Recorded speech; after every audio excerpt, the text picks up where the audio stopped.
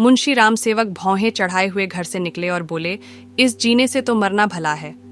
मृत्यु को प्रायः इस तरह के जितने निमंत्रण दिए जाते हैं, यदि वह सबको स्वीकार करती तो आज सारा संसार उजाड़ दिखाई देता। मुंशी राम सेवक चांदपुर गांव के एक बड़े रईस थे। रईसों के सभी गुण इनमें भरपूर थे। मानव चरित्र की दुर्बलताएं उनके जीवन का आधार थीं। वह नित्य मुंसिफी कचहरी के हाते में एक नीम के पेड़ के नीचे कागजों का बस्ता खोल एक टूटी सी चौकी पर बैठे दिखाई देते थे। किसी ने कभी उन्हें किसी इजलास पर कानूनी बहस या मुकदमे की पैरवी करते नहीं देखा, परंतु उन्हें सब लोग मुख्तार साहब कहकर पुकारते थे। चाहे तूफान आए, पानी बरसे, ओले गिरें, पर मुख्तार साहब वहां से टस से मस न होते। जब वह कचहरी चलते तो देहातियों के झुंड उनके साथ हो लेते। चारों ओर से उन पर विश्वास और आदर की दृष्टि पड़ती। सब में प्रसिद्ध था कि उनकी जीभ पर सरस्वती विराजती हैं। इसे वकालत कहो या मुख्तारी, परंतु यह केवल कुल मर्यादा की प्रतिष्ठा का पालन था। आमदनी अधिक न होती थी।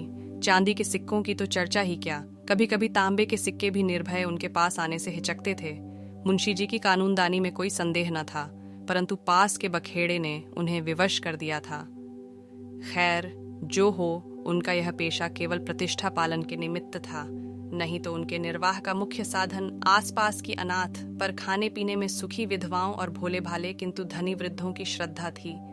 विधवाएं अपना रुपया उनके यहाँ अमानत रखतीं। बूढ़े अपने कपूतों के डर से अपना धन उन्हें सौंप देते, पर रुपया एक बार उनकी मुट्ठी में जाकर फिर निकलना भूल जाता था। वह जरूरत पड़ने पर कभी कभी कर्ज ले लेते थे। भला बिना कर्ज लिए किसी का काम चल सकता है? भोर को सांझ के करार पर रुपया लेते, पर वह सांझ कभी नहीं आती थी। सारांश, मुंशी जी कर्ज लेकर देना सीखे नहीं थे। यह उनकी कुल प्रथा थी। यही सब मामले बहुधा मुंशी जी के सुख चयन में विघ्न डालते थे। कानून और अदालत से तो उन्हें कोई डर न था। इस मैदान में उसका सामना करना पानी में मगर से लड़ना था। परंतु जब कोई दुष्ट उनसे भिड़ जाता, उनकी ईमानदारी पर संदेह करता और उनके मुंह पर बुरा भला कहने पर उतारू हो जाता, तब मुंशी जी के हृदय पर बड़ी चोट लगती। इस प्रकार की दुर्घटनाएं प्रायः होती थीं। हर जगह ऐसे ओछे लोग रहते हैं जिन्हें दूसरों को नीचा दिखाने में ही आनंद आता है। ऐसे लोगों का सहारा पाकर कभी कभी छोटे आदमी मुंशी जी के मुंह लग जाते थे। नहीं तो एक कूंजड़िन की इतनी मजाल नहीं थी कि आंगन में जाकर उन्हें बुरा भला कहे। मुंशी जी उसके पुराने गाहक थे। बरसों तक उससे साग भाजी ली थी। यदि दाम न दिया जाए तो कूंजड़िन को संतोष करना चाहिए था। दाम जल्दी या देर से मिल ही जाते, परंतु वह मुंह हफट कूंजड़िन 2 ही बरसों में घबरा गई और उसने कुछ आने पैसों के लिए एक प्रतिष्ठित आदमी का पानी उतार लिया। झुंझलाकर मुंशी जी अपने को मृत्यु का कलेवा बनाने पर उतारू हो गए, तो इसमें उनका कुछ दोष न था। इसी गांव में मूंगा नाम की एक विधवा ब्राह्मणी रहती थी। उसका पति ब्रह्मा की काली पलटन में हवलदार था और लड़ाई में वही मारा गया। सरकार की ओर से उसके अच्छे कामों के बदले मूंगा को 500 रुपये मिले थे। विधवा स्त्री, जमाना नाजुक था। बेचारी ने सब रुपये मुंशी राम सेवक को सौंप दिए और महीने महीने थोड़ा थोड़ा उसमें से मांगकर अपना निर्वाह करती रही। मुंशी जी ने यह कर्तव्य कई वर्ष तक तो बड़ी ईमानदारी के साथ पूरा किया, पर जब बूढ़ होने पर भी मूंगा नहीं मरी और मुंशी जी को यह चिंता हुई कि शायद उसमें से आधी रकम भी स्वर्ग यात्रा के लिए नहीं छोड़ना चाहती, तो एक दिन उन्होंने कहा, मूंगा, तुम्हें मरना है या नहीं? साफ साफ कह दो कि मैं अपने मरने की फिक्र करूं। उस दिन मूंगा की आंखें खुली, उसकी नींद टूटी। बोली, मेरा हिसाब कर दो। हिसाब का चिट्ठा तैयार था। अमानत में अब 1 कौड़ी बाकी न थी। मूंगा ने बड़ी कड़ाई से मुंशी जी का हाथ पकड़कर कहा, अभी मेरे 250 रुपये तुमने दबा रखे हैं, मैं 1 कौड़ी भी ना छोड़ूंगी। परंतु अनाथों का क्रोध पटाखे की आवाज है, जिससे बच्चे डर जाते हैं और असर कुछ नहीं होता। अदालत में उसका कुछ जोर न था, न लिखा पड़ी थी, न हिसाब किताब। हाँ, पंचायत से कुछ आसरा था। पंचायत बैठी, कई गांव के लोग इकट्ठे हुए। मुंशी जी नीयत और मामले के साफ थे, उन्हें पंचों का क्या डर। सभा में खड़े होकर पंचों से कहा, भाइयों, आप लोग सत्यनारायण और कुलीन हैं। मैं आप सब साहबों का दास हूँ। आप सब साहबों की उदारता और कृपा से, दया और प्रेम से मेरा रोम रोम कृतज्ञ है, और आप लोग सोचते हैं कि इस अनाथिनी और विधवा स्त्री के रुपए हड़प कर गया हूँ। पंचों ने एक स्वर से कहा, नहीं नहीं, आपसे ऐसा नहीं हो सकता। राम सेवक, यदि आप सब सज्जनों का विचार हो कि मैंने रुपये दबा लिए तो मेरे लिए डूब मरने के सिवा और कोई उपाय नहीं। मैं धनाढ्य नहीं हूँ, न मुझे उदार होने का घमंड है, पर अपनी कलम की कृपा से, आप लोगों की कृपा से किसी का मोहताज नहीं हूँ। क्या मैं ऐसा ऊंचा हो जाऊंगा कि एक अनाथिनी के रुपए पचा लूं? पंचों ने एक स्वर से फिर कहा, नहीं नहीं, आपसे ऐसा नहीं हो सकता। मुंह देखकर टीका काढ़ा जाता है। पंचों ने मुंशी जी को छोड़ दिया। पंचायत उठ गई। मूंगा ने आह भरकर संतोष किया और मन में कहा, अच्छा अच्छा, यहां न मिला तो न सही, वहां कहाँ जाएगा। अब कोई मूंगा का दुहक सुनने वाला और सहायक न था। दरिद्रता से जो कुछ दुहक भोगने पड़ते हैं वह सब उसे झेलने पड़े। वह शरीर से पुष्ट थी, चाहती तो परिश्रम कर सकती थी, पर जिस दिन पंचायत पूरी हुई उसी दिन उसने काम न करने की कसम खा ली। अब उसे रात दिन रुपयों की रट लगी रहती। उठते बैठते सोते जागते उसे केवल एक काम था, और वह मुंशी राम सेवक का भला मनाना। अपने झोपड़े के दरवाजे पर बैठी हुई वह रात दिन उन्हें सच्चे मन से असीसा करती। बहुधा अपने असीस के वाक्यों में ऐसे कविता के वाक्य और उपमाओं का व्यवहार करती कि लोग सुनकर अचंभे में आ जाते। धीरे धीरे मूंगा पगली हो चली। नंगे सिर नंगे शरीर, हाथ में एक कुल्हाड़ी लिए हुए सुनसान स्थानों में जा बैठती। झोपड़ी के बदले अब वह मरघट पर, नदी के किनारे खंडहरों में घूमती दिखाई देती। बिखरी हुई लटें, लाल लाल आंखें, पागलों सा चेहरा, सूखे हुए हाथ पांव। उसका यह स्वरूप देखकर लोग डर जाते थे। अब कोई उसे हंसी में भी नहीं छेड़ता। यदि वह कभी गांव में निकल आती तो स्त्रियां घरों के किवाड़ बंद कर लेती।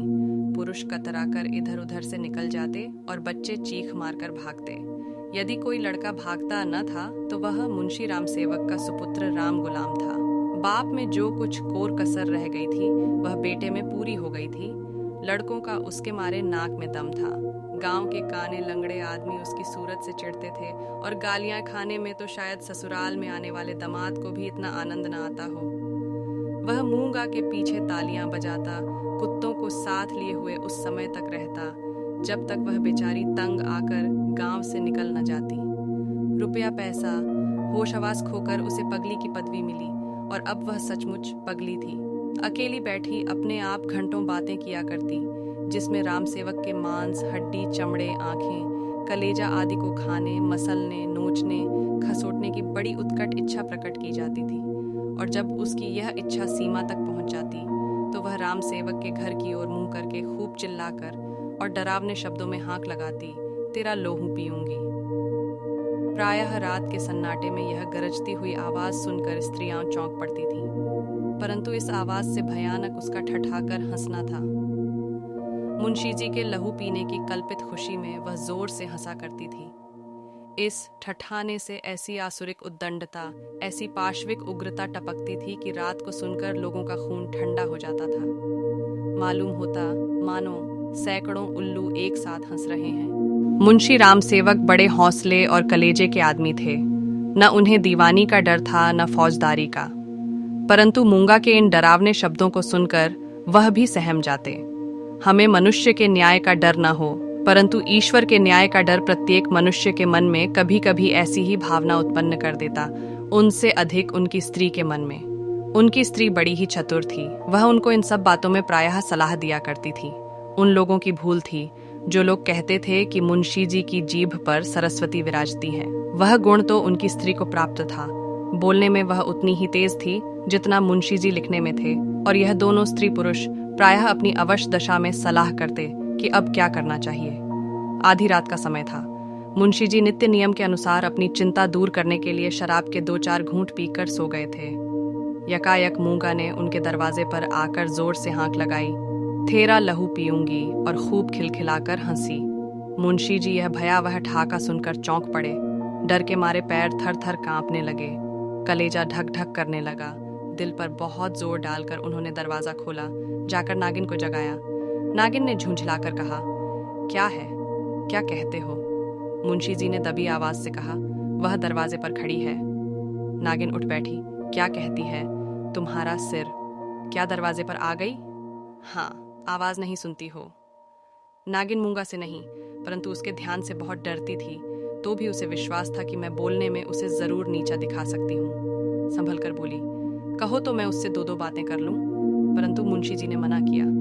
दोनों आदमी पैर दबाए ड्योढ़ी में गए और दरवाजे से झांक कर देखा। मूंगा की धुंधली मूरत धरती पर पड़ी थी और उसकी सांस तेजी से चलती हुई सुनाई देती थी।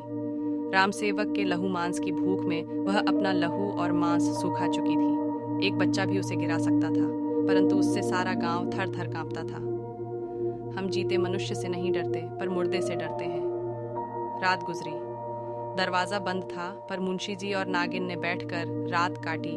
मूंगा भीतर नहीं घुस सकती थी, पर उसकी आवाज को कौन रोक सकता था।